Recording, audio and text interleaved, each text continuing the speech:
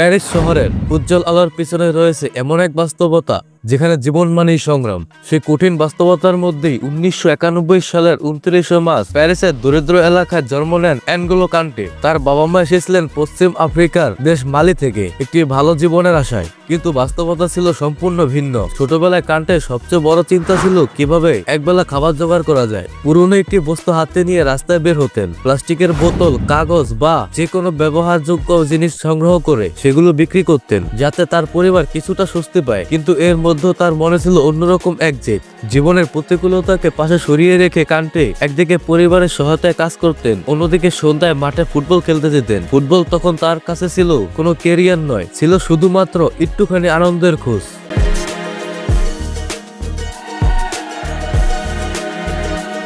ছোটখাটো গঠনের এক অদম্য প্রতিভা। কান্টে যখন স্থানীয় ক্লাবে খেলা শুরু করেন তখন তার শারীরিক গঠন নিয়ে সবাই হাসি ঠাট্টা করত। এই ছেলেটা কিভাবে বড় হয়ে খেলোয়াড় হবে এমন কথা শুনতে হতো প্রায়। কিন্তু ছোটখাটো এই ছেলেটা ছিল বিশাল এক হৃদয়। মাঠে নামলেই বদলে যেতেন তিনি, কেউ তাকে থামাতে পারত না। তার শরীরের মধ্যে যেন এক অদম্য শক্তি লুকিয়েছিল। তিনি শুধু নিজের জায়গায় সীমাবদ্ধ থাকতেন না, পুরো মাঠ দখল করে রাখতেন। তার গতি, ধৈর্য আর পুরো মাঠ দৌড়ানোর সামর্থ্য দেখে সবাই হতবাক হয়ে যেত। ধীরে ধীরে তিনি স্থানীয় ক্লাবের মধ্যমণি হয়ে ওঠেন। পেশাদার ক্যারিয়ারের সূচনা 2012 সালে ফ্রান্সের ছোট্ট ক্লাব ব্রুনে তার পেশাদার ফুটবল যাত্রা শুরু হয়। এরপর কেন ক্লাবে যোগ দেন। প্রতিদিন নিজের খেলার উন্নতি আনতে তিনি অক্লান্ত পরিশ্রম করতেন।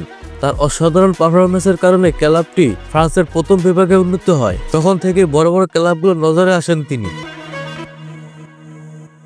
লিস্টার সিটির রূপকথা 2015 সালে কান্টে যোগ দেন ইংলিশ প্রিমিয়ার লিগের ছোট্ট দল লিস্টার সিটিতে। এটি ছিল এমন একটি দল যাদের চ্যাম্পিয়ন হওয়ার কথা কেউ ভাবতেও পারত না, কিন্তু কান্টের মতো খেলোয়াড়দের হাত ধরেই লিস্টার সিটি রচনা করে এক অবিশ্বাস্য গল্প।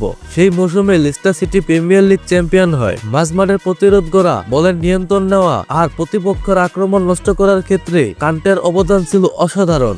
ফুটবল বিশ্ব তখন তাকে মাঝমাঠের ইঞ্জিন নামে ডাকতে শুরু করে। চেলসিতে নতুন উচ্চতা 2016 সালে তিনি যোগ দেন চেলসিতে। এখানে এসেও সাফল্যের ধারাবাহিকতা ধরে রাখেন। প্রথম মৌসুমে চেলসিকে প্রিমিয়ার লিগের শিরোপা এনে দেন। এরপর এফএ কাপ, ইউরোপা লিগ এবং চ্যাম্পিয়ন্স লিগ প্রতিটি ট্রফি জয় তার গুরুত্বপূর্ণ অবদান ছিল।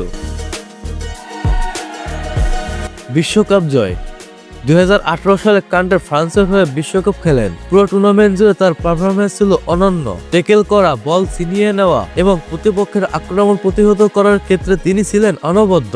বিশ্বকাপ জয়ের পরেও তার বিনয়ী আচরণ ছিল নজরকাড়া। যখন দলের সবাই ট্রফি হাতে নিয়ে উদযাপন করেছিলেন তিনি চুপচাপ এক পাশে দাঁড়িয়েছিলেন। তার সতীর্থরা তাকে ডেকে এনে ট্রফি তার হাতে তুলে দেয়। তার এই বিনয় ফুটবল প্রেমীদের হৃদয় ছুঁয়ে যায়।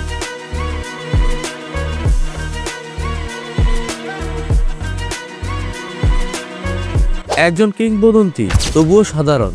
বিশ্বসেরা ফুটবলার হওয়া সত্ত্বেও কান্টে আজও খুব সাধারণ জীবনযাপন করেন।